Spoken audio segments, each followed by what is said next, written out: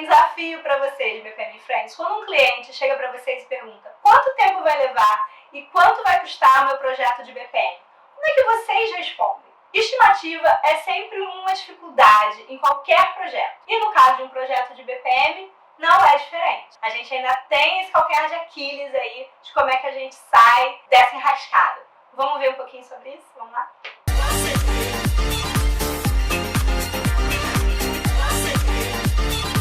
Bom, então, no vídeo anterior, a gente já falou um pouquinho sobre planejamento de projeto de BPM. Lembra? A gente já conversou sobre isso. Quem não viu, dá uma olhadinha. E aí, no vídeo de hoje, a gente vai conversar especificamente sobre a parte de estimativa. O que a gente quer com uma estimativa de um projeto de BPM? Normalmente, quando um cliente chega pra gente e pergunta quanto vai custar, quanto tempo vai levar, e etc., ele quer uma previsibilidade. Ele quer poder se organizar, ele quer poder saber o que esperar desse projeto de BPM. Só que essa previsibilidade que ele quer, ela traz um desafio pra gente, que é a gente tem que ter um autoconhecimento muito grande. A gente tem que conhecer muito bem a produtividade, a capacidade da nossa equipe de modelagem, de BPM, de projeto de BPM. A gente tem que saber como é que é a minha equipe em campo. Eu tenho que saber quanto tempo eu levo para fazer uma entrevista ou qualquer outra técnica de levantamento. Eu tenho que saber quanto tempo eu levo para fazer modelagem, quanto tempo que eu levo para fazer as minhas validações dos processos. E aí é que normalmente é o nosso calcanhar de Aquiles. Para a gente poder fazer as estimativas de um projeto de BPM, a gente tem que primeiro conseguir entender com esse cliente algumas informações. A primeira pergunta é: que fases do meu ciclo de BPM vão estar incluídas no meu escopo? Lembra do ciclo de BPM? A gente tem a fase de projeto, modelagem, simulação, execução, monitoramento, melhoria. Então, esse projeto que o meu cliente está pedindo para mim é para fazer o quê? Só modelagem? Ou eu tenho que percorrer o ciclo completo? Ou eu não vou fazer simulação, mas vou fazer o resto quase todo? Quais são as fases? Porque é óbvio que quanto mais fases, maior é o meu escopo e, consequentemente, maior o meu prazo e o meu custo. Então, essa é a minha primeira pergunta. Depois eu tenho que me preocupar com a volumetria. O que é a volumetria? Quantos processos, ou subprocessos, ou macroprocessos, depende de qual unidade você está aí trabalhando com o seu cliente, mas quantos processos vão estar incluídos no meu escopo? Porque, obviamente, eu modelar um processo é diferente de eu modelar 5, 10, 15, 20 processos. A gente já teve projeto na DECA que a gente modelou 100 processos no mesmo cliente. Quanto tempo leva isso? É óbvio que varia, tá? Então eu preciso saber qual é essa minha abrangência, essa minha volumetria do meu escopo. Só que não basta só saber quantos processos. Eu também preciso saber qual é a complexidade de cada um desses processos. Porque existem processos mais simples, processos mais ou menos, processos complexos, processos super complexos. E claro que o tempo para levantamento, modelagem e validação de cada um desses processos é diferente. Eu tenho que saber as fases, eu tenho que saber a volumetria de processos, eu tenho que compreender a complexidade desses meus processos para eu poder fazer uma boa estimativa. Outra variável que é importante aí eu considerar é a questão do nível de detalhamento. Até que nível eu vou modelar os meus processos? O quão detalhado eu preciso ser nesses meus processos? A gente já teve também um vídeo que a gente falava dessa questão do detalhamento, do nível de detalhamento dos processos, até onde eu tenho que ir.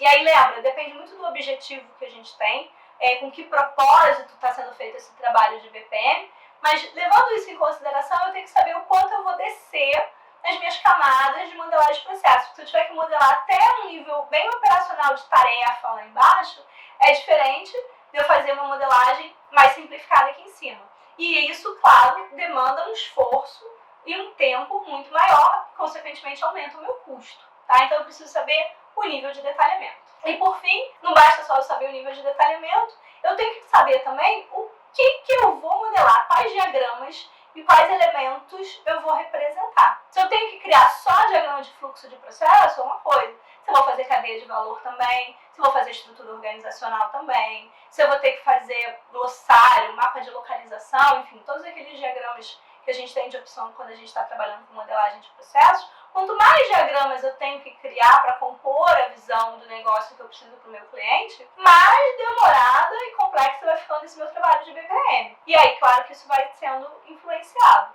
E os elementos da mesma forma. Se eu tenho uma modelagem, se eu vou modelar alguns elementos básicos, é diferente de uma modelagem que eu tenho que incluir risco, indicador, regra de negócio, sei lá, mais um sistema, requisito, um monte de coisa. Então, quanto mais tipos de elementos eu preciso modelar, óbvio que mais tempo eu preciso para fazer o levantamento de todas essas informações e aí mais trabalhosa fica essa minha modelagem e mais tempo vai levar esse meu projeto de BPM. Então tudo isso influencia nas minhas estimativas.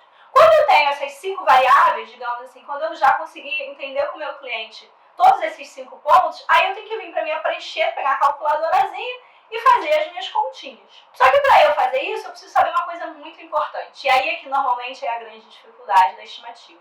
Qual é a produtividade da minha equipe? Normalmente, quanto tempo a minha equipe leva para fazer uma modelagem de um processo AISIS simples? E se for um AISIS complexo? E se for uma melhoria de processo? Se for um to-be, né? Se for um to-be de um processo simples, e se for um to-be de um processo complexo? Como é que é isso? Como é que essa minha produtividade ela é influenciada? Então eu tenho que conhecer isso. Então normalmente se a equipe ainda não tem uma experiência, se ainda não tem um histórico de trabalho, eu posso não ter essas métricas. E aí se eu não tiver essas métricas, eu não vou conseguir fazer uma estimativa muito boa. Então a minha estimativa ela é tão melhor ou ela é tão mais precisa quanto for o conhecimento que eu tenho do meu ritmo de trabalho, digamos assim. Então esse que é um ponto essencial. Aí vocês vão me dizer assim, poxa Andréa, mas eu não tenho essa informação, eu nunca parei para me preocupar em coletar essas métricas e saber bem o tempo que eu levo. Então comece daqui para frente. Comece a registrar, seja numa planilha de horas, seja nessas ferramentas que hoje em dia apuram as horas de uma forma automática. A gente hoje na DECA usa esse tipo de planilha para a gente controlar essa produtividade. Tanto faz, vocês podem usar o que vocês quiserem, mas comecem a coletar esses dados para vocês começarem a observar ao longo do tempo como é que é essa produtividade de vocês. Para que aí sim vocês possam fazer essas estimativas.